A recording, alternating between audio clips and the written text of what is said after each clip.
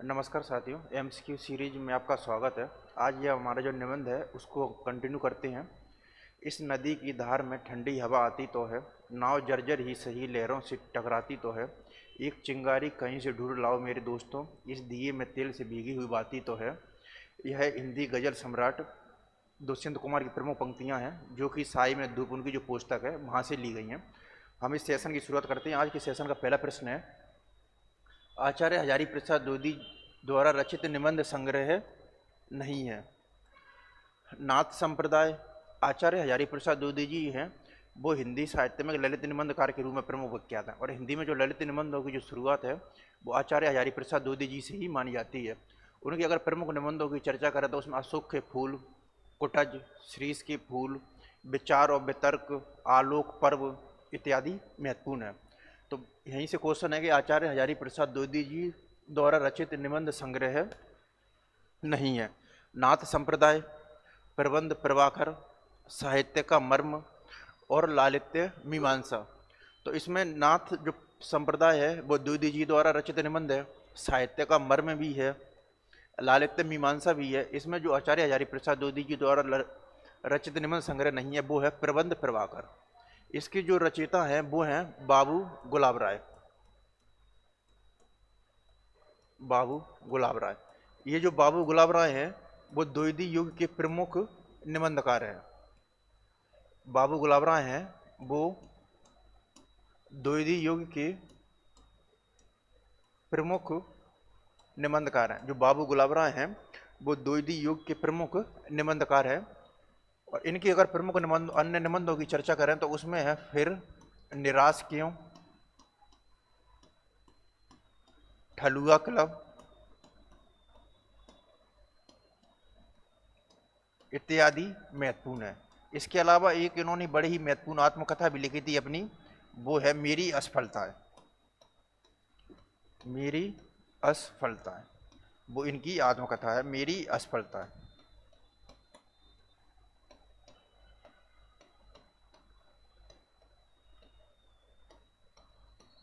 तो इस तरीके से आचार्य हजारी प्रसाद जी द्वारा रचित निबंध संग्रह नहीं है, वो है प्रबंध प्रभाकर, और इसके जो लेखक है वो है बाबू गुलाब राय। अगला प्रश्न है, साहित्यकार की आस्था तथा अन्य निबंध ग्रंथ की रचनाकार है। साहित्यकार की आस्था तथा अन्य निबंध, ये बड़ा ही महत्वपूर्ण निबंध है, और यहाँ से एग्जाम में कई बार प्रश्न आए और PYQ है वो आने की संभावना इससे सबसे ज्यादा रहती है। तो जो साहित्यकार की आस्था तथा जो अन्य निबंध है वो है महादेवी वर्मा के। महादेवी वर्मा ने न सिर्फ काव्य के क्षेत्र में बल्कि गद्य के क्षेत्रों में उनके जो रेखा चित्र और संस्मरण है वो काफ़ी महत्वपूर्ण रहे हैं। उसमें चाहे मेरे पथ के साथी हों या फिर मेरा परिवार हो, और इसके अलावा इनका एक बड़ा ही महत्वपूर्ण निबंध है वो है श्रृंखला की कड़ियाँ, जिसमें कि उन्होंने नारी मुक्ति की है वो चर्चा की है। तो मेरे पथ के साथी और मेरे परिवार में जहाँ उनके रेखा चित्र संस्मरण है, तो वहीं श्रृंखला की कड़ियों में वो नारी मुक्ति का आह्वान करते हैं। इसके अलावा साहित्यकार की आस्था तथा अन्य निबंध उनके महत्वपूर्ण निबंध है। जयशंकर प्रसाद का भी एक महत्वपूर्ण निबंध है वो है काव्य और कला तथा अन्य निबंध। ये इनका बड़ा ही महत्वपूर्ण निबंध है, काव्य और कला तथा अन्य निबंध।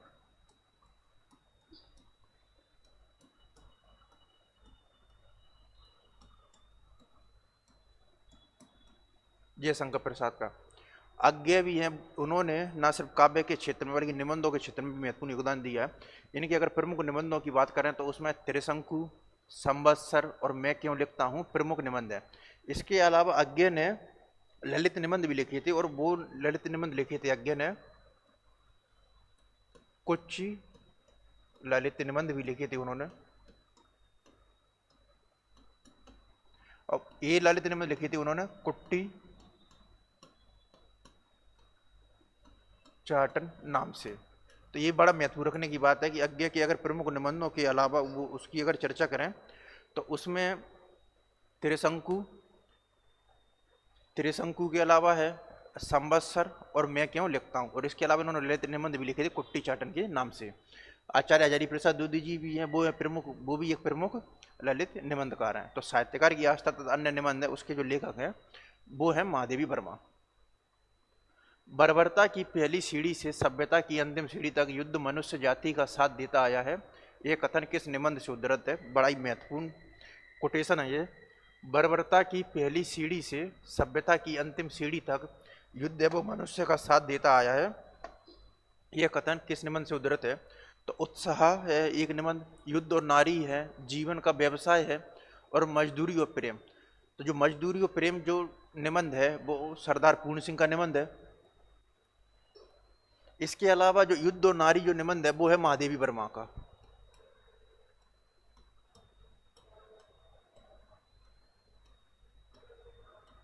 और ये जो निबंध है वो श्रृंखला की कड़ियां हैं उसके अंतर्गत शामिल है।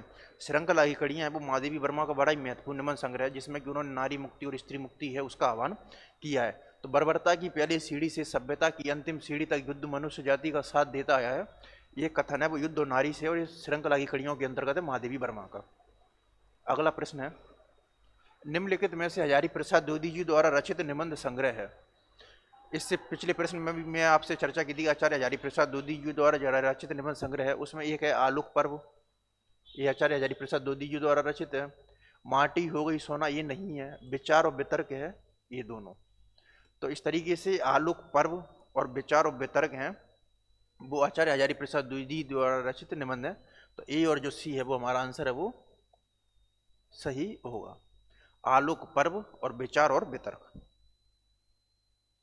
किसी बात का टोटा होने पर उसे पूरा करने की इच्छा होती है, दुख होने पर उसे मिटाना चाहते हैं, यह स्वभाव है। उपरोक्त कथन है वो किस निबंध से उद्धृत है? उपरोक्त कथन है वो किस निबंध से उद्धृत है? किसी बात का टोटा होने पर, किसी बात का टोटा होने पर उसे पूरा करने की इच्छा होती है और दुख होने पर उसे मिटाना चाहते हैं, यह स्वभाव है। उपरोक्त कथन है वो किस निबंध से? प्रिय नीलकंठी कुबेरनाथ राय नहीं, ये प्रमुख ललित निबंधकार हैं। समाज और कर्तव्य पालन गुलाब राय ये भी नहीं है। ताज रघुवीर शाह ये भी नहीं है। ये जो निबंध है, ये जो निबंध है वो है कछुआ धर्म चंद्रधर शर्मा गुलेरी का।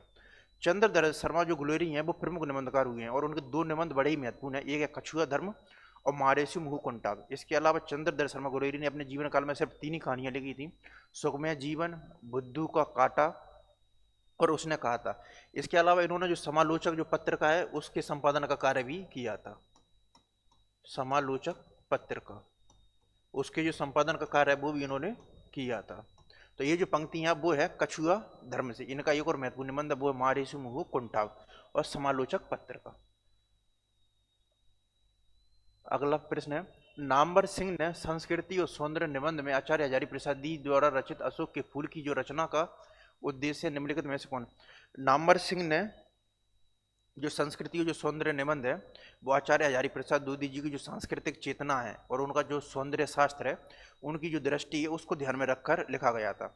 ये जो निबंध है संस्कृति और सौंदर्य, ये दूसरी परंपरा की जो खोज है उस निबंध संग्रह में संकलित है जो कि 1982 में प्रकाशित हुआ था। इस निबंध के माध्यम से उन्होंने न केवल आचार्य हजारी प्रसाद द्विवेदी जी की जो सांस्कृतिक दृष्टि उसको टटोलने के साथ ही भारतीय जो लोक संस्कृति है उसमें किस प्रकार का जो सामंजस्यवादी स्वरूप है वो नजर आता है। उसमें एक तरफ कबीर हैं, दूसरी तरफ सूर्य हैं और तीसरी तरफ उसमें कालिदास है और रविन्द्रनाथ टैगोर भी हैं। तो उन तीनों की जो समन्वय दृष्टि है उसको प्रतिपादित करने का प्रयास किया है। तो नामवर सिंह के अलावा, इसके अलावा नामवर सिंह के अगर अन्य निबंध है तो उसमें एक है बकलम खुद और वाद विवाद संवाद। नामवर सिंह के जो अन्य निबंध है वो हैं बकलम खुद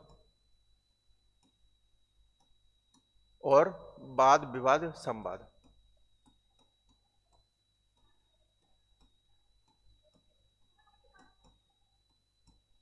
वाद विवाद संवाद।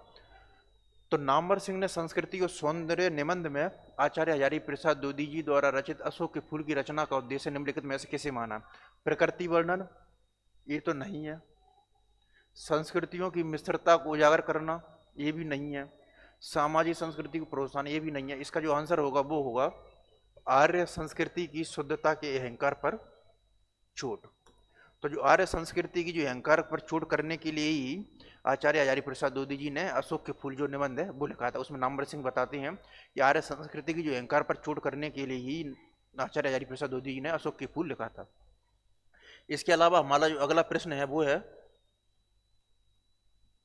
निम्नलिखित में से कौन सी है वो निबंध की तात्विक विशेषता नहीं है? निम्नलिखित में से कौन सी है वो निबंध की तात्विक विशेषता नहीं है?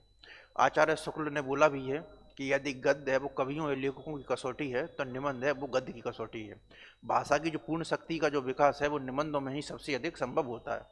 तो निम्नलिखित में से कौन सा है वो निबंध की जो तात्विक विशेषता है वो नहीं है।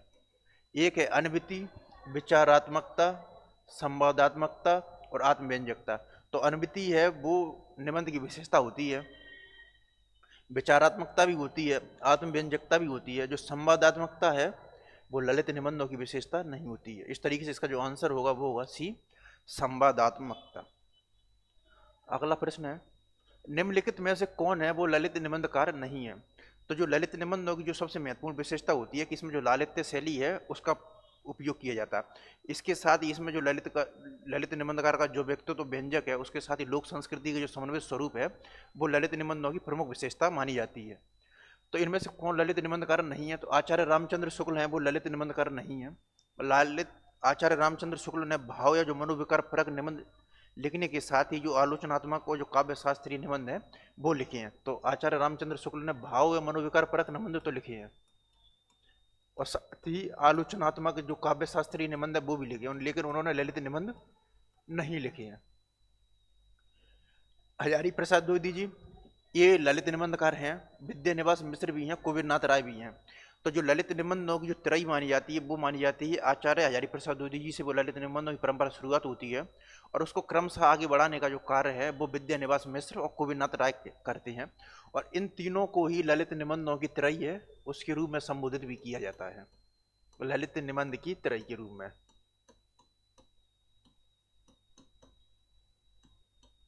तो जो ललित निबंध की जो त्रयी है वो भी आचार्य हजारी प्रसाद द्विवेदी जी, कुबेरनाथ राय और विद्यानिवास मिश्र है। अपने मनोवैज्ञानिक मनोविकार संबंधी निबंध करुणा में रामचंद्र शुक्ल ने उल्लेखित किया है। तो आचार्य रामचंद्र शुक्ल की एक महत्वपूर्ण पुस्तक है जो उसमें निबंध संग्रह संकलित है वो है चिंतामणि। उसका जो प्रकाशन वर्ष है वो है 1939। इसमें आचार्य रामचंद्र शुक्ल ने उसमें टोटल जो निबंधों की जो संख्या है वो 17 है चिंतामणि में। उसमें जो 1 से लेकर 10 नंबर तक जो निबंध है वो भाव या मनोविकार परक जो निबंध है उनकी श्रेणियों में सम्मिलित हैं। इसके अलावा उनके जो 11 से लेकर जो 17 तक जो निबंध आते हैं वो काव्य शास्त्रीय या जो आलोचनात्मक निबंध है उसकी श्रेणी में ये शामिल किए जाते हैं। तो उनका जो पहला जो निबंध है उसमें वो है भाव या मनोविकार। इसके अलावा जो उस करुणा जो निबंध है वो चौथे नंबर पर आता है। तो जो करुणा जो निबंध है उसके बारे में लेखक ने क्या क्या बोला है या क्या निर्धारित किया उसके बारे में ये प्रश्न है। करुणा दुखात्मक वर्ग में आने वाला मनोविकार है। करुणा दुखात्मक वर्ग में आने वाला मनोविकार है, ये जो ऑप्शन है बिल्कुल सही है। करुणा पात्र अथवा विषय के दुख मात्र से उत्पन्न होता है, ये ऑप्शन भी सही है। करुणा का प्रसार सामाजिक जीवन की स्थिति और पुष्टि के लिए आवश्यक नहीं है, ये ऑप्शन गलत है। जबकि करुणा का जो प्रसार है वो सामाजिक जीवन की स्थिति और पुष्टि है वो दोनों के लिए आवश्यक है, तो ये जो ऑप्शन है गलत है। करुणा का जो आलंबन या विषय है करुणा करने वाले आश्रय के प्रति कृतज्ञ होता है, ये ऑप्शन भी सही है। इस तरीके से हमारा जो ऑप्शन बनेगा निम्नलिखित में से कौन सा शुक्ल जी का मंतव्य नहीं है, तो इसमें पूछना नहीं। तो करुणा दुखात्मक वर्ग में आने वाला मनोविकार है, ये बिल्कुल सही है। करुणा पात्र अथवा विषय के दुख के उत्पन्न होता है, ये भी सही है, डी भी सही है। तो मंतव्य नहीं है वो है सी, आवश्यक इसमें होता है। तो जो आंसर होगा वो होगा सी। अगला प्रश्न है, निम्नलिखित में से किस उपन्यास में बाल वय संधि और किशोर मन के मनोवैज्ञानिक अंकन का प्रयास किया गया। शेखर एक जीवनी त्यागपत्र है, ये जैनेन्द्र का प्रमुख उपन्यास है। और जो शेखर एक जीवनी है वो है अज्ञ का। तो निम्नलिखित में से किस उपन्यास में बाल वयसंधि और किशोर मन की मनोवैज्ञानिक अंकन का प्रयास किया गया। शेखर एक जीवनी। तो इसका जो आंसर है वो है शेखर एक जीवनी है, जो कि अज्ञ द्वारा रचित है। इसका जो प्रकाशन वर्ष है वो 1941 माना जाता है। और ये जो शेखर एक जीवनी है वो 2 भागों में प्रकाशित है। उसका जो पहला भाग है वो है उत्थान और जो उसका दूसरा भाग है वो है संघर्ष। इसके अलावा इसका प्रकाशन वर्ष 1941 होने के साथ ही इसमें जो बाल वय संधि और किशोर मन के जो मनोवैज्ञानिक अंकन है उसका चित्रण है। और ये जो मनोवैज्ञानिक उपन्यासकार है अज्ञ उसकी श्रेणी में भी शामिल होते हैं और ये मनोवैज्ञानिक उपन्यास है उस श्रेणी में ये आता है। ये जो चार भागों में विभाजित है उसमें एक है ऊषा और ईश्वर, बीज और अंकुर, पुरुष और परिस्थिति। इसके वो प्रमुख वो हैं, एक है ऊषा और ईश्वर, बीज और अंकुर, प्रकृति और पुरुष और परिस्थिति, जो कि चार भागों में ये विभाजित है। और इसका जो प्रकाशन वर्ष है वो है 1941 और ये चार भागों में विभाजित है। ऊषा और ईश्वर, बीज और अंकुर, प्रकृति और पुरुष और परिस्थिति। तो शेखर एक जीवनी है वो राइट आंसर है। अगला प्रश्न है, शरद जोशी द्वारा रचित निबंध संग्रह नहीं है। शरद जोशी हैं वो हिंदी की एक प्रमुख व्यंग्यकार रहे हैं और ये जो इनका जो कॉलम है वो नई दुनिया में परिक्रमा कॉलम है उसके रूप में संग्रहित भी होता था। और ये शरद जोशी के निबंध संग्रह वो एक है जीप पर सवार एलियां, ये सही है, ये शरद जोशी का निबंध संग्रह है। फिर है यत्र तत्र सर्वत्र, ये भी इनका है। विषकन्या इनका नहीं है, आड़ू का पेड़ भी नहीं है।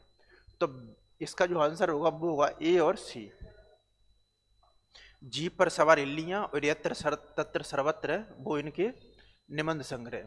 इसके अलावा इनके अन्य निबंध संग्रह उसमें है, एक है जादू की सरकार और एक है अतिथि तुम कब जाओगे, इनकी अन्य जो निबंध हैं। और इसके अलावा इनके दो नाटक भी हैं, वो है एकता गदा और अंधों का हाथी, जो कि व्यंग्य नाटकों की श्रेणी में आते हैं। हरिशंकर परसाई द्वारा निबंध संग्रह नहीं। हरिशंकर परसाई और शरद जोशी हैं वो हिंदी के प्रमुख व्यंग्यकारों में शामिल है और इन दोनों का जो रचना क्रम है वो बिल्कुल साथ साथ भी चलता है। इसके अलावा हरिशंकर परसाई ने वसुधा पत्रिका का जो संपादन का कार्य है वो जबलपुर से प्रारंभ किया था। हरिशंकर परसाई की जो प्रमुख जो व्यंग्य संग्रह है उसमें एक है ठठुरता हुआ गणतंत्र, सदाचार का ताबीज, तुलसीदास चंदन घिसे। इसके अलावा उनका बड़ा महत्वपूर्ण है वो है भोलाराम का जीव और इंस्पेक्टर मातादीन चांद पर। तो हरिशंकर परसाई द्वारा रचित निबंध संग्रह में आएगा, एक है तुलसीदास चंदन घिसे, ये बिल्कुल सही है, और अपनी अपनी बीमारी, ये दोनों हैं हरिशंकर परसाई के हैं। ए और बी है वो आंसर है। बबूल और जो कैक्टस है वो हरिशंकर परसाई का ना होगे, वो है रामदरस मिश्र का निबंध। ये बड़ा ही इनका महत्वपूर्ण निबंध है रामदरस मिश्र का, बबूल और कैक्टस। अगला प्रश्न है, कविता क्या है निबंध चिंतामणि के किस भाग में। तो आचार्य रामचंद्र शुक्ल के जो 17 निबंध है चिंतामणि भागवन, जिसका जो प्रकाशन वर्ष है वो है 1939 चिंतामणि भागवन का। इसमें जो टोटल जो निबंधों की संख्या है वो 17, जिसमें 10 निबंध है वो भाव मनोविकार परक हैं और जो बाकी की 11 से 17 तक जो निबंध है वो काव्य शास्त्रीय आलोचनात्मक निबंधों में आते हैं। तो कविता क्या है जो निबंध है वो चिंतामणि भागवन में 11वें निबंध के रूप में संकलित है और ये चिंतामणि भागवन में है। ये कविता क्या है, इस जो निबंध है इसका जो सर्वप्रथम प्रकाशन है वो 1909 में किया गया था, जो कि सरस्वती पत्रिका में छपा था। लेकिन बाद में आचार्य रामचंद्र शुक्ल ने इसमें धीरे धीरे परिमार्जित और संशोधित किया और इसका जो अंतिम रूप निकल के आता वो आता 1939 में। ये जो निबंध है इसमें जो आचार्य रामचंद्र शुक्ल ने अपनी जो उनकी काव्य शास्त्रीय मान्यताएं हैं या उनकी जो साहित्य दृष्टि और जो उनकी आलोचनात्मक दृष्टि है उनका प्रतिपादन किया है। और ये जो निबंध है कविता क्या है वो उन्होंने 13 भाग है उसमें विभाजित भी किया है। कविता क्या है निबंध, तो कविता क्या है निबंध वो चिंतामणि भागवन में संकलित है। जितनी सफलता भारतेंदु युग को लेखकों को, बात हो रही है भारतेंदु युग की, लेखकों को निबंध रचना में मिली उतनी कविता और नाटकों में नहीं मिली। ये जो कथन है वो किसका है, तो जितनी सफलता भारतेंदु युग के लेखकों को निबंध रचना में मिली उतनी कविता और नाटक में नहीं मिली, ये कथन किसका है। ऑप्शन है रामचंद्र शुक्ल, हजारी प्रसाद द्विवेदी जी, रामविलास शर्मा और नंदुलारी वाजपेयी। तो इसका जो आंसर है वो है रामविलास शर्मा। तो रामविलास शर्मा का ये बड़ा महत्वपूर्ण कथन है कि जितनी सफलता भारतेंदु युग के लोगों को निबंध रचना में मिली उतनी कविता और नाटक में नहीं, रामविलास शर्मा। रामविलास शर्मा है वो हिंदी साहित्य की एक प्रमुख प्रगतिवादी आलोचक माने जाते हैं और इनकी साथ ही एक दो महत्वपूर्ण अवधारणाएं हैं। ये रामविलास शर्मा है वो प्रगतिवादी आलोचक हैं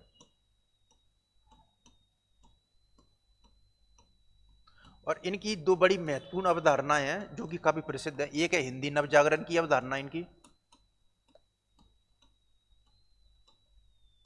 और दूसरा है इनकी हिंदी जातीयता की अवधारणा। हिंदी जातीयता की अवधारणा, ये दो अवधारणा इनकी बड़ी महत्वपूर्ण है। इनकी जो प्रमुख रचनाओं में एक आस्था और जो सौंदर्य निबंध है वो इनका बड़ा महत्वपूर्ण है। इसके अलावा इनकी जो पुस्तक हैं वो है एक प्रेमचंद और उनका साहित्य, महावीर प्रसाद द्विवेदी जी और हिंदी नवजागरण, और आस्था और सौंदर्य वो इनका प्रमुख निबंध है।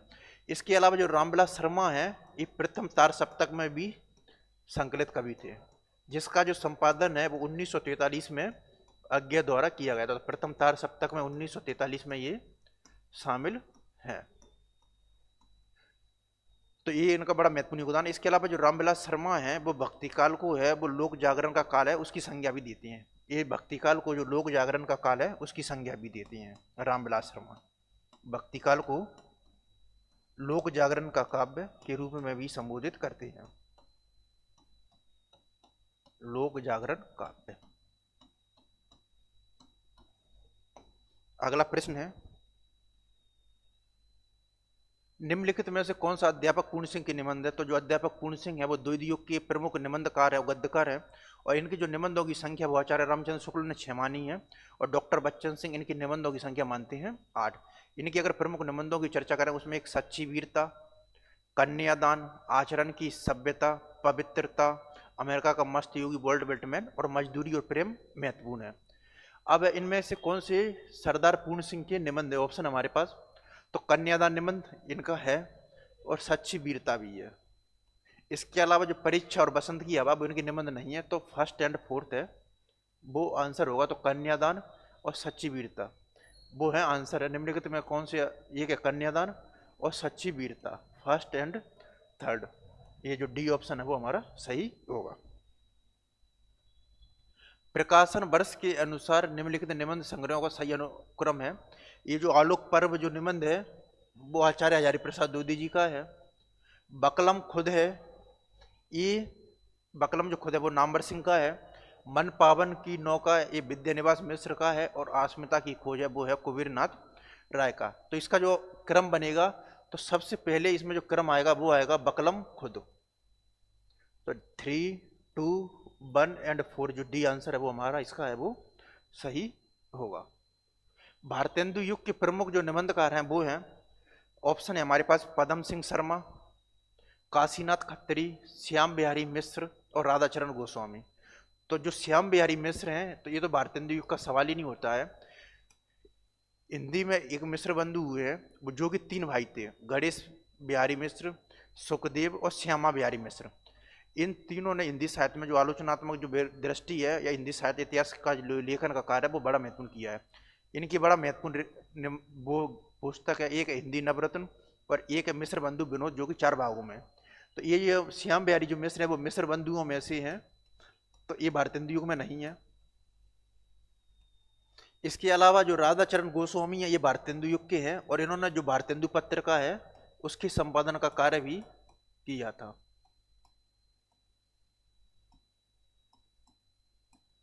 तो भारतेंदु की सिर्फ पत्रिका है उसके जो संपादन कार्य भी किया था। और काशीनाथ खत्री हैं वो भी भारतेंदु युग में आते हैं।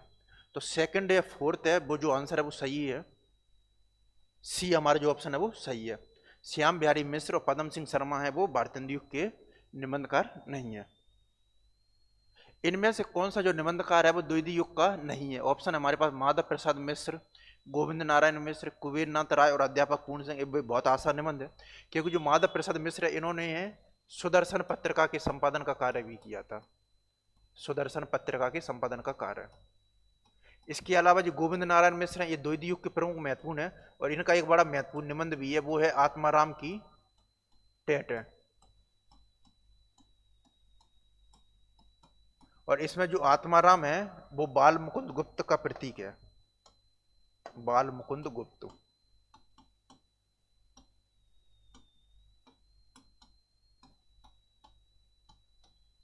अध्यापक पूर्ण सिंह ये भी द्वितीय युग के निबंधकार हैं। इसके अलावा इनमें जो द्वितीय युग का जो निबंधकार नहीं है वो है कुबेर नाथ राय, क्योंकि कुबेर नाथ राय वो द्वितीय युग के निबंधकार नहीं है, ये आधुनिक निबंधकार हैं और ये ललित निबंधकारों की श्रेणी में है।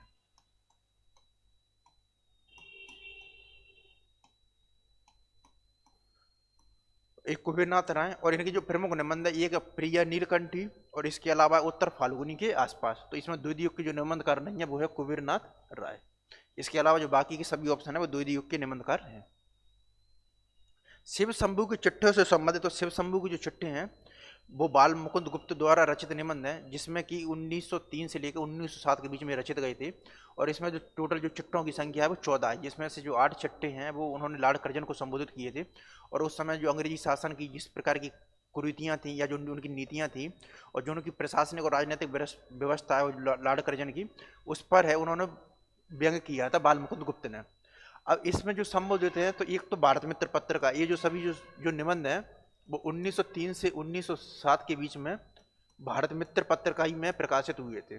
और उस समय जो भारत मित्र पत्रिका का जो संपादन का कार्य है वो बाल मुकुंद गुप्त ही थे। इसके अलावा इसमें जो कलकत्ता है उसका जिक्र है। तो शिव शंभू की चिट्ठों से जो संबंधित हैं वो हैं भारत मित्र, जिसमें कि ये निबंध वो प्रकाशित हुए थे, और कलकत्ता। तो बी और डी है वो ऑप्शन सही है। तो डी आंसर है वो हमारा इसका है वो सही है। निम्नलिखित में से कौन सा निबंध है वो भारतेंदु हरिश्चंद्र ने लिखा है?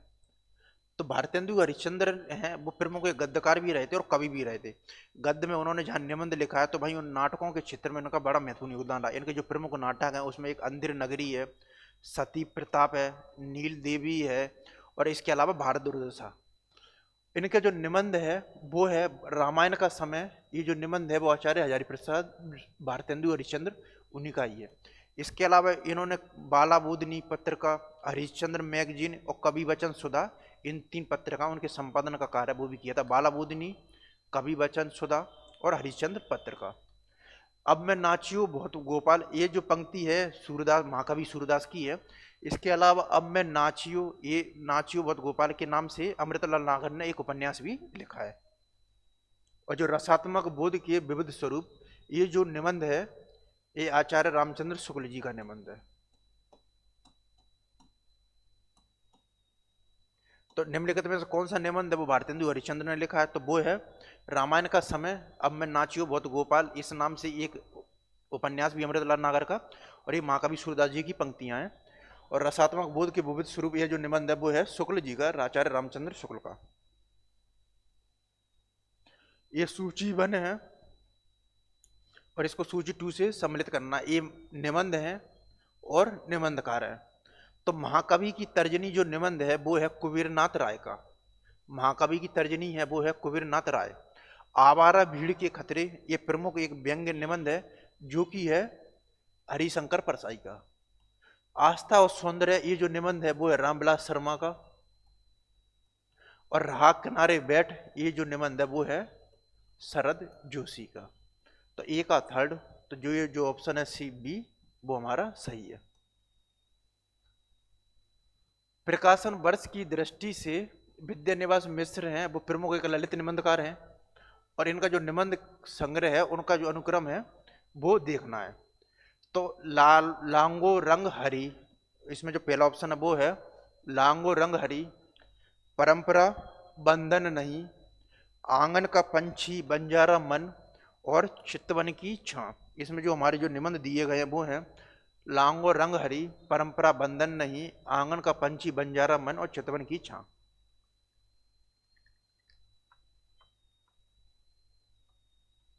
इसमें जो हमारा जो क्रम है वो है, इसमें जो सबसे पहले जो निबंध आएगा वो आएगा चितवन की छां। तो हमारे पास दो ऑप्शन है, डी, सी, बी और डी। फिर उसके बाद जो ऑप्शन बनेगा वो है आंगन का पंछी बंजारा मन, डी और सी। फिर जो ऑप्शन है वो है परंपरा बंधन नहीं और लांगो पार नहीं। तो इसका जो आंसर होगा वो होगा बी, डी सी बी ए। पहले आएगा चितवन की छां, आंगन का पंछी बंजारा मन, परंपरा बंधन नहीं, लांगो अंगहरी। एक निबंध की पंक्तियां हैं और कौन सी पंक्तियां किस निबंध से उद्धृत है ये जानना है। समस्त मानव जीवन के प्रवर्तक हैं, समस्त मानव जीवन के प्रवर्तक हैं, ये बड़ा महत्वपूर्ण टर्म है। इसमें भाव या मनोविकार ही होते हैं। मनुष्य की प्रवृत्तियों की तह में अनेक प्रकार के भाव ही प्रेरक के रूप में पाए जाते हैं। शील या चरित्र का मूल भी भावों के विशेष प्रकार के संगठन में ही समझना चाहिए। ये बड़ा महत्वपूर्ण पंक्तियां हैं। समस्त मानव जीवन के प्रवर्तक भाव या मनोविकार ही होते हैं। मनुष्य की प्रवृत्तियों की तह में अनेक प्रकार के भाव ही प्रेरक के रूप में पाए जाते हैं। शील या चरित्र का मूल भी भावों को विशेष प्रकार के संगठन में ही समझना चाहिए। कवि उपरोक्त पंक्तियां किस निबंध से संग्रहित हैं? ये जो पंक्तियां हैं वो आचार्य रामचंद्र शुक्ल की हैं और ये कविता क्या है उस निबंध से नहीं है। तुम चंदन हम पानी, ये विद्यानिवास मिश्र का निबंध है। ये जो निबंध है वो है भाव या मनोविकार परक से, और ये जो निबंध है वो चिंतामणि भागवन में संकलित है। और ये चिंतामणि भागवन जो निबंध है इसकी जो शुरुआत है वो इसी निबंध से होती है, भाव या मनोविकार, उसी से ये पंक्तियां ली गई हैं।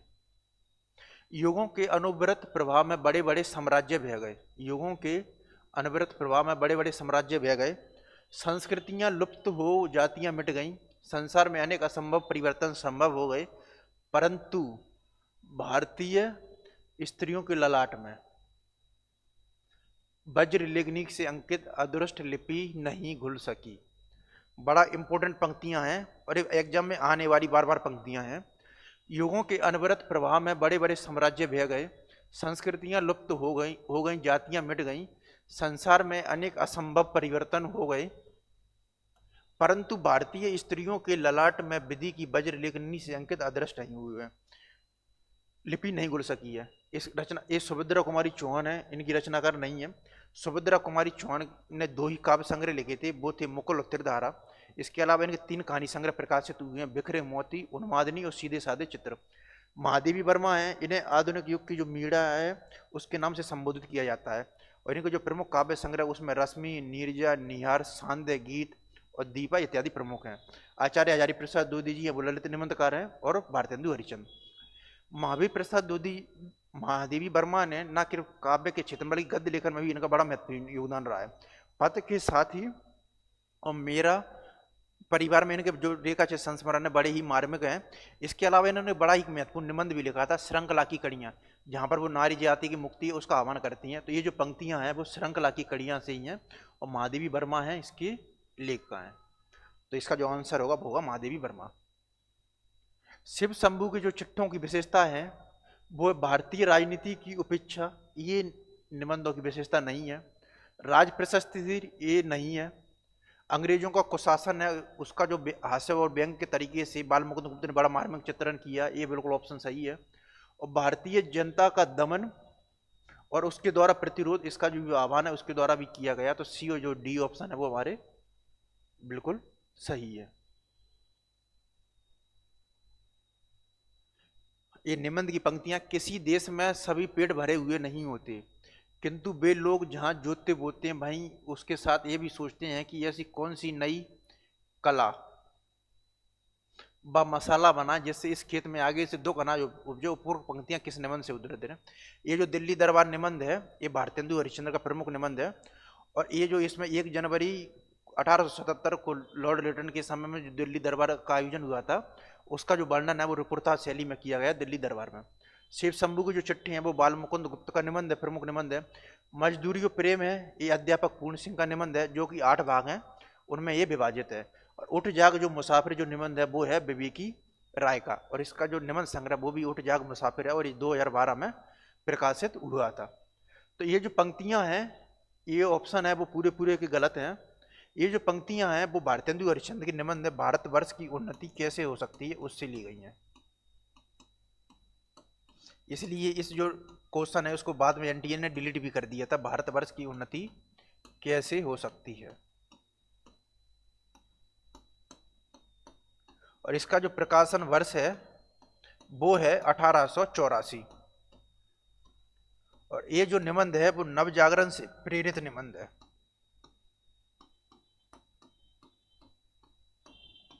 इसमें भारतेंदु ने बताया है कि भारत का जो अतीत है वो कितना गौरवमय और स्वर्णमय है, और साथ ही जो वर्तमान की दुर्दशा है वो किस प्रकार से, और हम अपने जो भविष्य है उसको किस प्रकार से बना सकते हैं। और इसमें जो एक विशेष बात है वो है स्वदेशी और निज भाषा है उस पर बल दिया गया है। स्वदेशी और निज भाषा उस पर इसमें बल दिया गया है। तो इसका जो आंसर होगा वो होगा भारतवर्ष की उन्नति कैसे हो सकती है। अगला प्रश्न है, रचनाएं स्वयं पाठकों से संवाद कर बहुत बताएंगी और यह भी बताएंगे कि लेखक का ध्यान रचनाओं में 2 ही बिंदुओं पर रहा है, एक तो विचार चिंतन और दूसरा है लालित्य। तो ये इसी से आप ये समझ गए होंगे कि विचार चिंतन और लालित्य ये जो दो विशेषताएं हैं वो ललित निबंधों में ही देखने को मिलती हैं।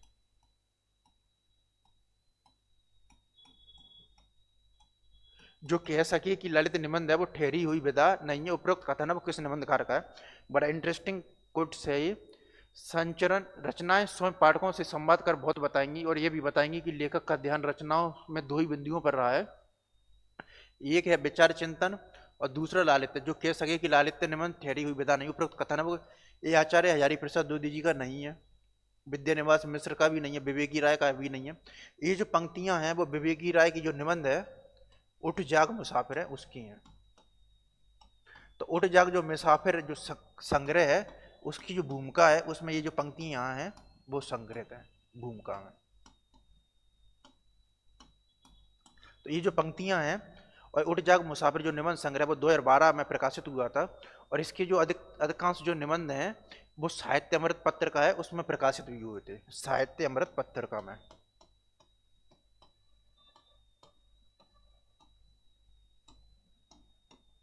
साहित्य अमृत जो पत्रिका है उसमें प्रकाशित भी हुए थे ये जो निबंध है।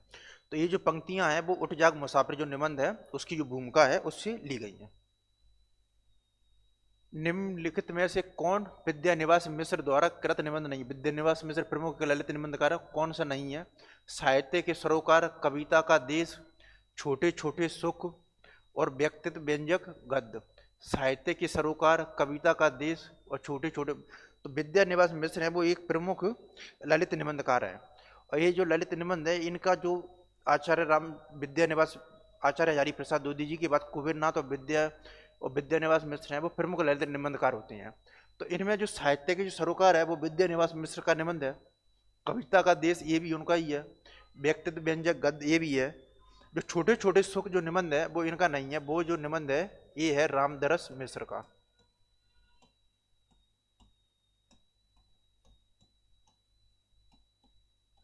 तो जो सी और सर है वो सही होगा। इसके अलावा इनका एक बड़ा ही महत्वपूर्ण और निबंध है वो है बबूल और कैक्टस। बबूल और कैक्टस इनका एक बड़ा ही महत्वपूर्ण निबंध भी है। अगला प्रश्न है मानव शरीर का अध्ययन करने वाले प्राणी विज्ञानों का निश्चित मत है कि मानव चित्र की भांति मानव शरीर में भी बहुत सी अभ्यासजन्य सहज वृत्तियां रह गई हैं। उपरोक्त पंक्तियां निम्न में से किस निबंध से उद्धृत है? बड़ा शानदार पंक्तियां ये। मानव शरीर का अध्ययन करने वाले प्राणी विज्ञानों का निश्चित मत है कि मानव चित्र की भांति मानव शरीर में भी बहुत सी अभ्यासजन्य सहज वृत्तियां रह गई हैं। उपरोक्त पंक्तियां निम्न में से किस निबंध से उद्धृत है? शिव शंभू के चिट्ठी ये बाल मुकुंद गुप्त का निबंध है। नाखून क्यों बढ़ते हैं हजारी प्रसाद द्विवेदी जी का। मजदूरी और प्रेम सरदार पूर्ण सिंह का। और उठ जाग मुसाफिर विवेकी राय। तो ये जो निबंध है वो है नाखून क्यों बढ़ते हैं और ये जो पंक्तियां ली गई हैं वो हजारी प्रसाद द्विवेदी जी के ललित निबंध से।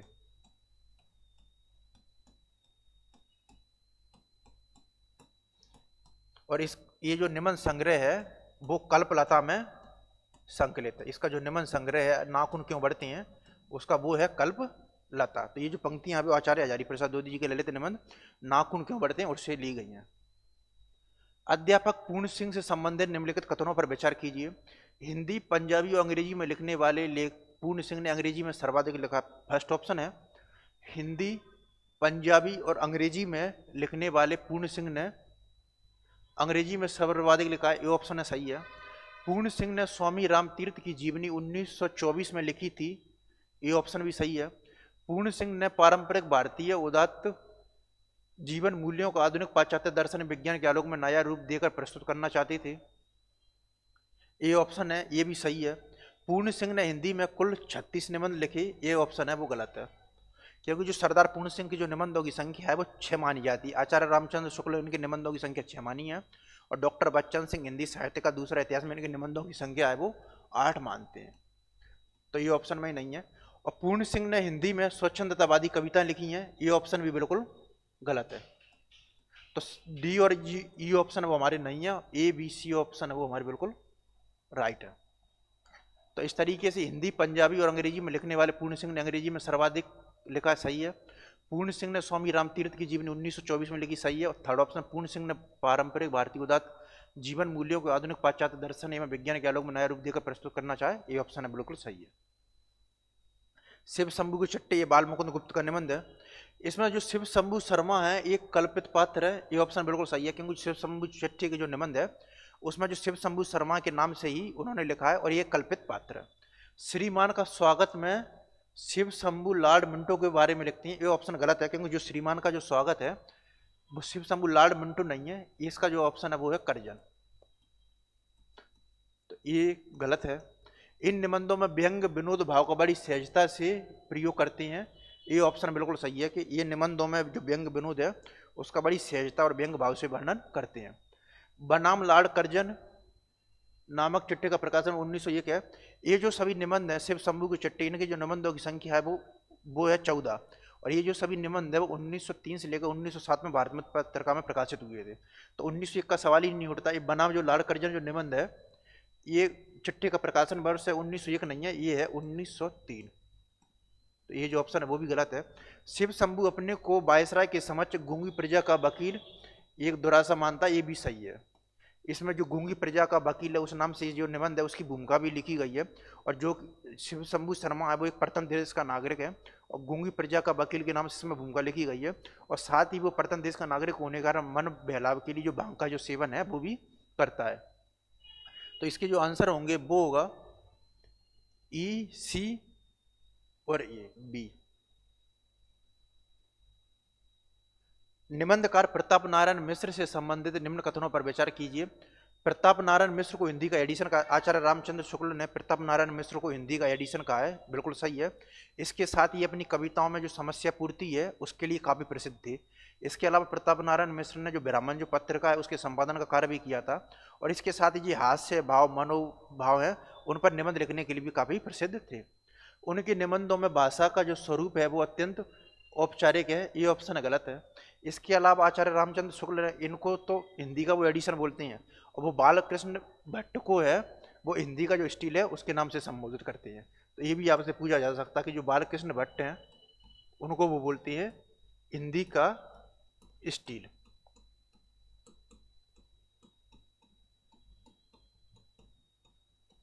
निबंध के क्षेत्र में इन्हें आत्मव्यंजक निबंधों का जन्मदाता माना जाता, बिल्कुल सही है, क्योंकि इन्होंने जो आत्मीयता जो प्रेम मनोविकार निबंधों है उसकी शुरुआत करने का श्रेय इन्हीं को जाता है। इन्होंने बहुत से उड़िया निबंधों का हिंदी में अनुवाद किया, ये ऑप्शन बिल्कुल गलत है। उनके निबंधों में संस्कृत और उर्दू के शब्दों के साथ बेसवारे की ग्रामीण कहावतों शब्दों का प्रयोग मिलता है, ये ऑप्शन है बिल्कुल सही है। तो इसका जो ऑप्शन होगा वो होगा ए, सी और ई, सी ऑप्शन है वो सही है। ये निबंध संग्रह हैं और इनके जो संपादक हैं, तो जो चिंतामणि जो निबंध है वो आचार्य रामचंद्र शुक्ल द्वारा रचित निबंधों का जो संग्रह है। तो इसमें जो चिंतामणि जो प्रथम भाग है इसका जो प्रकाशन वर्ष है वो है 1939, और इसके जो प्रथम जो संपादक थे वो थे आचार्य रामचंद्र शुक्ल।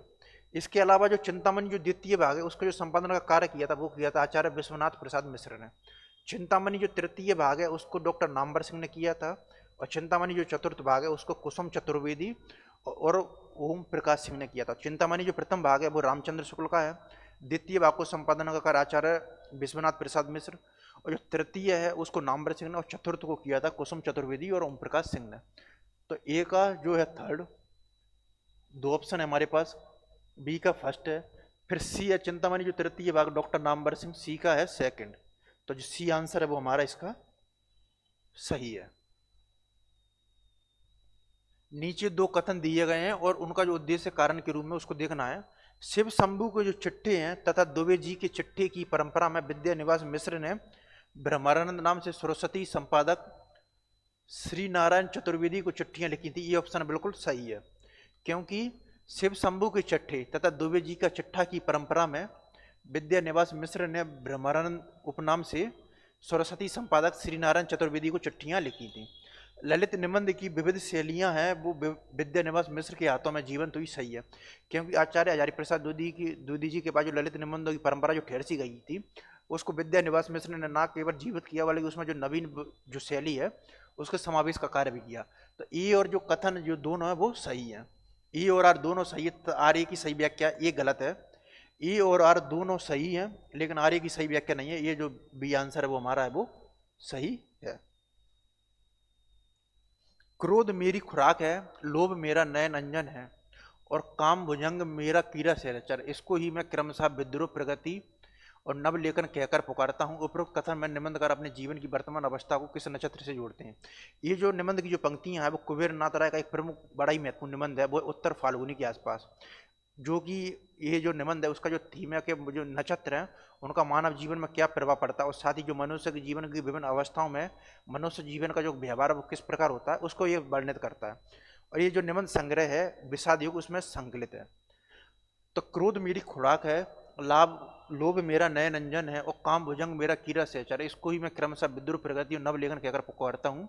उपयुक्त कथन में निबंधकार अपने जीवन की किस अवस्था का वर्णन करते हैं? तो ये जो अवस्था का जो वर्णन करते हैं वो करते हैं उत्तर फाल्गुनी नक्षत्र से। और उत्तर फाल्गुनी जो नक्षत्र की उम्र है वो लेखक ने मानी है वो है 40 से 45 वर्ष के बीच में। तो इसका जो आंसर होगा वो होगा पूर्व फाल्गुनी नक्षत्र से। आजकल की कविता में मापन नहीं, उसमें पुराने जमाने की कविता की पुनरावृत्ति मात्र है। इस नकल में असल की पवित्रता और कुमारीपन का अभाव है। उपरोक्त कथन निम्नलिखित में किस निबंध? बड़ी शानदार पंक्तियां, इसको फिर से दोहराते हैं। आजकल की कविता में मापन नहीं, उसमें पुराने जमाने की कविता की पुनरावृत्ति मात्र है। इस नकल में असल की पवित्रता और कुमारीपन का अभाव है। उपरोक्त कथन निम्नलिखित में किस निबंध में? तो ये कविता क्या है? शुक्ल जी का निबंध, इससे नहीं है। ये उठ जाग मुसाफिर बीबी की राय से भी नहीं है। संस्कृति और सौंदर्य नामवर सिंह उससे भी नहीं है। ये जो निबंध है वो है मजदूरी और प्रेम, और ये है पूर्ण सिंह का निबंध है। ये जो निबंध है मजदूरी और प्रेम है वो 8 भाग है उसमें विभाजित है। उसमें जो पहला वो है हल चलाने वाले का जीवन, और दूसरी जो भाग है वो है गर्रिये का जीवन। तो इसका जो आंसर है वो होगा मजदूरी और प्रेम, सरदार पूर्ण सिंह का। संस्कृति और सौंदर्य निबंध में निम्नलिखित में से किस निबंध का उल्लेख नहीं है? तो जो संस्कृति और सौंदर्य निबंध है वो नामवर सिंह द्वारा लिखित है, और ये जो निबंध है वो दूसरी परंपरा की खोज है उसमें संकलित है। तो संस्कृति जो सौंदर्य निबंध में उसमें आचार्य हजारी प्रसाद द्विवेदी जी की सांस्कृतिक चेतना है, और साथ ही उनका जो लालित्य का जो सौंदर्य है उसका जो चित्रण है वो नामवर सिंह ने किया है। तो इसमें जो अशोक का फूल है उसका वर्णन है, क्योंकि इस जो निबंध है उसकी शुरुआत होती है कि अशोक का जो फूल है वो केवल एक फूल की कहानी नहीं है, बल्कि वो भारतीय संस्कृति का एक अध्याय है। और इस अध्याय का जो अनंग लेख पढ़ने वाले जो पहले जो व्यक्ति हैं वो हैं आचार्य हजारी प्रसाद द्विवेदी जी। इसके अलावा इसमें विचार और वितर्क निबंध है उसका भी उल्लेख है। मेघदूत की एक पुरानी कहानी उसका भी उल्लेख है। ये जो इसमें है वो शीरीष के जो फूल है उसका जो है वर्णन है वो नहीं किया गया। तो शीरीष का फूल है वो उसका जो आंसर है वो सही है, क्योंकि संस्कृति और सौंदर्य निबंध में उस निबंध का कहीं पर भी उल्लेख नहीं आता है।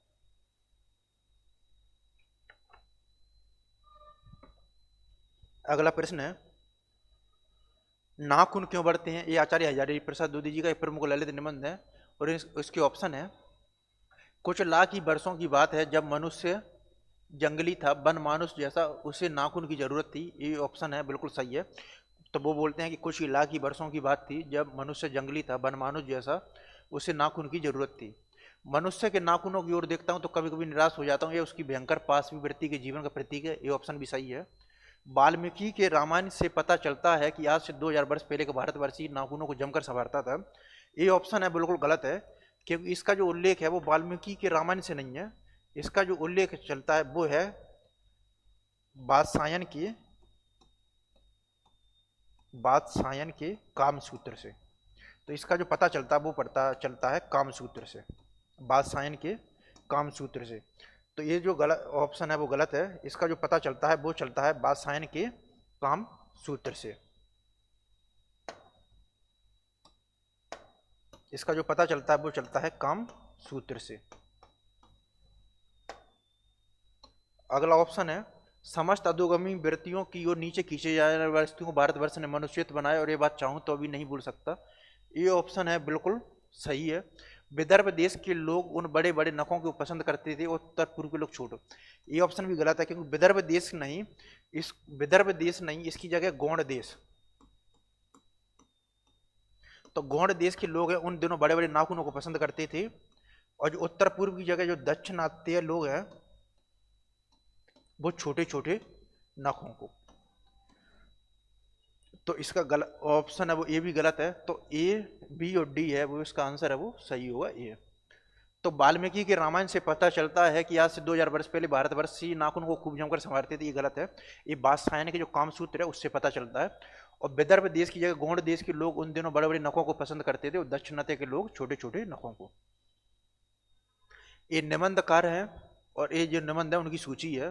प्रताप नारायण मिश्र का जो निबंध है वो है मनयोग, जो आत्मव्यंजक निबंध है उनके ये प्रवर्तक भी माने जाते हैं। आचार्य हजारी प्रसाद द्विवेदी जी का एक प्रमुख ललित निबंध है वो है कुटज। सरदार पूर्ण सिंह का महत्वपूर्ण निबंध है वो है सच्ची वीरता। और विद्या निवास मिश्र का एक प्रमुख ललित निबंध है तुम चंदन हम पानी। तो ए का जो थर्ड ऑप्शन है, दो ऑप्शन है, बी का 4, फिर है सी सरदार पूर्ण सच्ची वीरता। तो जो सी आंसर है वो हमारा इसका है वो सही होगा। निबंध मजदूरी और प्रेम के उप शीर्षकों को पहले से बात के क्रम में लगाइए। तो ये जो निबंध है मजदूरी और प्रेम है ये सरदार पूर्ण सिंह का प्रमुख निबंध है और ये जो निबंध है वो 8 भाग है उसमें विभाजित है।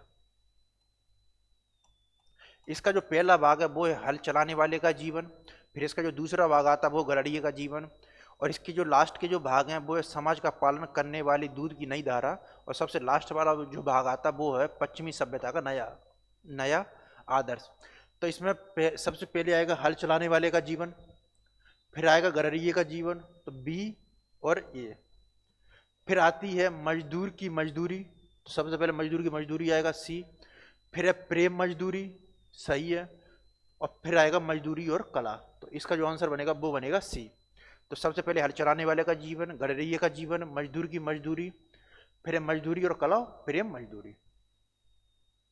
इनमें नीचे कथन दिए गए हैं और शिव शंभू के चट्टे से, ये शिव शंभू के चट्टे से आप देख सकते हो कितने जो प्रश्न है वो पीवाईक्यू में आए हुए हैं। तो इस तरीके से जो शिव शंभू का चिट्ठा जो निबंध है वो बड़ा ही महत्वपूर्ण हो जाता है। इन चिट्ठों में से जो 8 चिट्ठे हैं लॉर्ड कर्जन के नाम और 2 लॉर्ड मिंटो का नाम, ये ऑप्शन बिल्कुल सही है। ये जो टोटल चिट्ठों की संख्या वो 14 है। इनमें से जो 8 चिट्ठे हैं वो लॉर्ड कर्जन को संबोधित किए गए हैं और 2 चिट्ठे हैं वो मिंटो के नाम। खतों में से एक खत गुप्त जी ने शाइस्ता के नाम, ये भी सही है, से फुलर साहब को, तथा एक सर सैयद अहमद खां के नाम से अलीगढ़ कॉलेज के छात्रों को। ये दोनों जो ऑप्शन है वो बिल्कुल सही है। इनमें जो 8 चिट्ठे हैं वो लॉर्ड कर्जन को, एक चिट्ठा वो सर सैयद अहमद खां के नाम से अलीगढ़ कॉलेज के छात्रों को, एक खत गुप्त जी ने शाइस्ता के नाम से, और 2 चिट्ठे वो लॉर्ड मिंटो को संबोधित किए गए। ये दोनों की दोनों जो ऑप्शन है वो बिल्कुल सही है। इनका जीवन बर्फ की पवित्रता से पूर्ण और वन की सुगंध से सुगंधित है। ये कथन किससे, ये जो निबंध है, ये जो कथन है, इनका जीवन बर्फ की पवित्रता से पूर्ण वन की सुगंध से सुगंधित है, ये जो कथन है वो सरदार पूर्ण सिंह के निबंध मजदूरी और प्रेम है उससे लिया गया। अब सवाल उठता है कि मजदूरी और प्रेम में 8 भाग हैं तो उनमें से किस में है। ये तो भाग है वो बिल्कुल है ही नहीं है इस निबंध में। बाग का माली ये भी निबंध नहीं है। ये दोनों हल चलाने वाले और भेड़ चलाने वाले, इन दोनों का जिक्र है वो इसमें आया है। और इसका जो आंसर है कथन किसके बारे में, तो ये जो है वो है भेड़ चलाने वाले के बारे में। तो इसका जो आंसर होगा वो होगा डी, भेड़ चलाने वाले के बारे में उन्होंने बोला है कि इनका जीवन बर्फ की पवित्रता से पूर्ण और वन की सुगंध से सुगंधित है।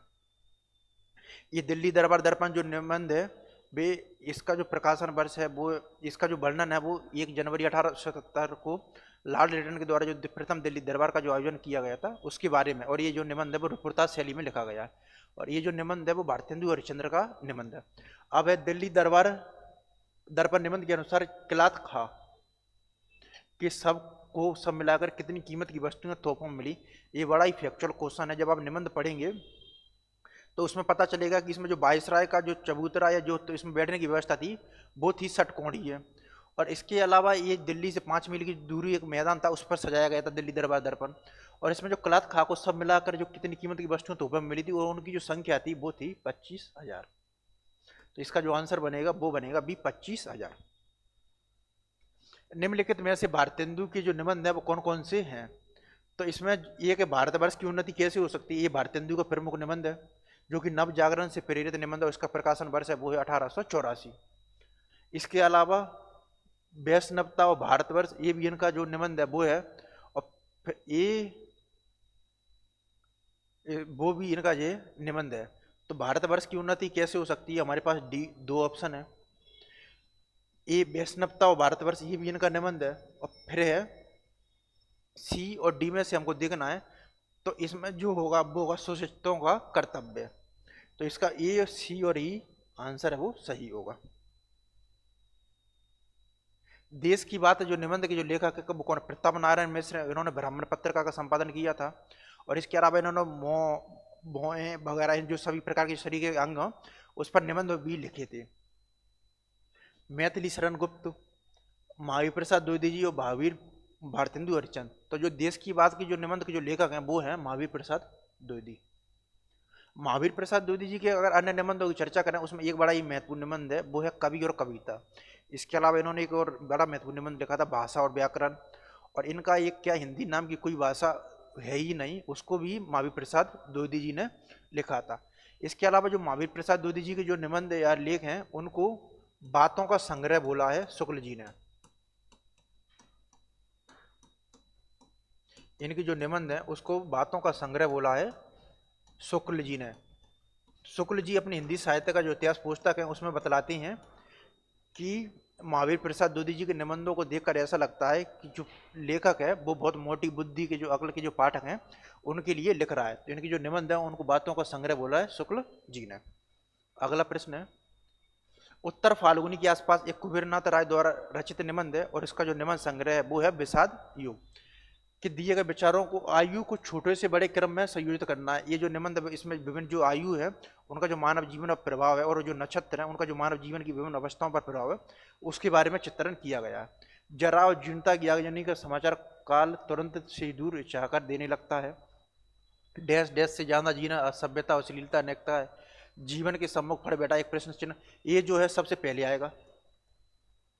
फिर इसमें जीर्णता और जर्जर नहीं है, ये जड़ा और वृद्धत्व का प्रतीक नहीं है। सी और डी, फिर बी और ई, तो ये इसका जो आंसर बनेगा वो बनेगा सी। तो पहले है डैश डैश डैश, जीवन के सम्मुख को फड़ उठाए एक प्रश्न चिन्ह को उपस्थित करता है। फिर इसमें जीर्णता और जर्जरता नहीं है, ये जरा और वृद्धत्व का प्रतीक नहीं है। फिर है बी, से ज्यादा जीना असभ्यता है, अश्लीलता अनैतिकता है। फिर उसके बाद ये जरा और जीर्णता की आगजनी का समाचार काल तुरंत ही से दे लेने। फिर लास्ट में बचता ये देश डेढ़, तब में व्यवस्था की पुतली घर की नियंत्र कन्याओं से माफी मांगकर उत्तर पुरुष की जय जयकार बोलते हुए मंच से बाहर हो जाऊंगा। सरदार पूर्ण सिंह फिर निबंध है, एक तो इनका नैनों की गंगा इनका निबंध है, पवित्रता इनका भी निबंध है, इसके अलावा आचरण की सभ्यता भी इनका निबंध है। तो ए बी और सी जो ऑप्शन है वो हमारा बिल्कुल सही है, ए बी सी है जो ऑप्शन है वो बिल्कुल सही है।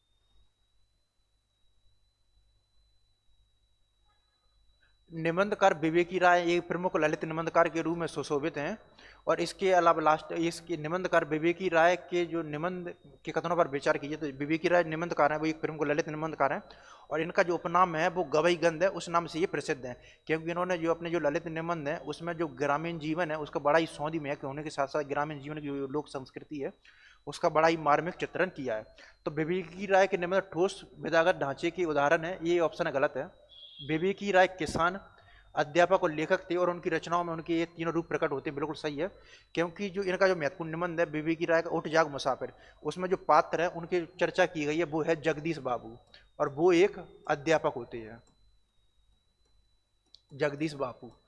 और ये है वो एक अध्यापक है जो कि गांव में है, वो पुस्तकालय निर्माण में है, उसका जो निर्माण है वो करना चाहते हैं पुस्तकालय का। तो ये जो ऑप्शन है वो बिल्कुल सही है। फिर विवेकी राय के निबंधों में व्यक्तित्व की छाप कम और विचार की धारा अधिक है, ये ऑप्शन बिल्कुल गलत है क्योंकि जो भी ललित निबंधकार होता है उसमें जो विचारों की छाप के साथ ही उसका जो व्यक्तित्व है उन दोनों का जो वर्णन है वो मिलने को मिलता है, तो सी ऑप्शन गलत है। विवेकी राय की भाषा भोजपुरी की धीमी आंच पर पकी भाषा और इसमें खड़ी बोली का व्याकरण है पर छौ का भार सब भोजपुरी का, ये ऑप्शन सही है। और फिर विवेकी राय के निबंध राष्ट्र के प्रति उनकी चिंताओं और सरोकारों का प्रतिफल है, ये ऑप्शन भी बिल्कुल सही है। तो विवेकी राय हैं वो एक प्रमुख ललित निबंधकार हैं और जो कि गवई गंध है उस नाम से सुशोभित थे। और विवेकी राय के जो निबंध है ये प्रमुख किसान अध्यापक और लेखक थे। इसका जो वर्णन है आपको उठ जाग मुसाफिर जो निबंध है उसमें भी देखने को मिलता है क्योंकि इसमें जो पात्र है वो जगदीश बाबू है, वो एक किसान है और वो अपने गाँव में है, वो पुस्तकालय उसका जो निर्माण है वो करना चाहते हैं। तो इसका जो आंसर होगा वो होगा बी, डी और ई, बी, डी और ई। बी जो ऑप्शन है वो इसका बिल्कुल सही है। संस्कृति और जो सौंदर्य निबंध है वो मूलतः निम्न में किस रचनाकार पर आधारित है? जो संस्कृति जो सौंदर्य जो निबंध है वो नामवर सिंह का निबंध है जो कि दूसरी परंपरा की खोज उसमें संकलित है। और उन्होंने जो निबंध है वो किस रचनाकार पर आधारित है? ये जो निबंध है वो आचार्य हजारी प्रसाद द्विवेदी जी पर आधारित है जो कि उनके गुरु थे नामवर सिंह, और ये जो निबंध है वो है नामवर सिंह। इसमें उन्होंने संस्कृति और सौंदर्य निबंध आचार्य हजारी प्रसाद द्विवेदी जी की जो सांस्कृतिक दृष्टि है या उनकी जो लोकोन्मुख चेतना, उनका जो सौंदर्य शास्त्र है उसको चित्रित किया है। हमारे हिंदुस्तानी लोग तो रेल की गाड़ी हैं, यद्यपि फर्स्ट क्लास आदि गाड़ी बहुत अच्छी अच्छी और बड़े बड़े मैसूर की इस ट्रेन में लगी हैं, पर बिना इंजन सब नहीं चल सकती। और वैसे हिंदुस्तानी लोगों को चलाने वाले तो ये नहीं कह सकते। ये उद्धरण है वो किस निबंध से है? तो ये जो दिल्ली दरबार जो दर्पण निबंध है उससे भी नहीं है, शिव मूर्ति से भी नहीं है, ये भारतवर्ष शिव शंभू की चिट्टे से भी नहीं। ये जो निबंध है वो है भारतवर्ष की उन्नति। ये जो निबंध है वो नवजागरण से प्रेरित निबंध है, और इस निबंध में भारतेंदु हरिश्चंद्र अतीत के गौरव के साथ जो वर्तमान भारत की दुर्दशा और हम अपना जो भविष्य है उसको किस प्रकार वर्णन कर सकते हैं उसके बारे में। और साथ ही ये जो निबंध है जैसे कि देखने को मिलता है भारतेंदु काल में देशभक्ति जो राजभक्ति की जो मिश्रित भावना है वो आपको देखने को मिलती है, तो उसका भी चित्रण किया गया। तो इसमें जो अंग्रेजों की कुछ प्रशंसा के साथ ही उनकी जो कुशासन वगैरह उस पर भी व्यंग किया गया है, और साथ ही हम अपने जो भविष्य है उसको कैसे बेहतर बना सकते हैं उसके बारे में चित्रण है। इसका जो प्रकाशन वर्ष है वो 1884 है। और ये जो निबंध है वो उन्होंने बलिया का जो दादरी मेला है उसमें जो एक उन्होंने भाषण दिया था उसके बारे में उसको चित्रित किया था, और उसी का जो मेला का जो भाषण है उसको उन्होंने जो हरिश्चंद्र मैगजीन है उसको छपा था, उसी को जो निबंध के रूप में संकलित किया था। इसका जो आंसर होगा वो होगा भारतवर्ष की उन्नति कैसे हो सकती है। मनुष्य के अंदर पशुता बार बार प्रकट होती है और बार बार उसे नष्ट करने की कोशिश करता है, निम्न में से किस निबंध में यह भाव प्रकट किया गया? तो ये जो निबंध है वो है नाखून क्यों बढ़ते हैं, ललित निबंध, उसी से जो पंक्ति हैं वो ली गई हैं।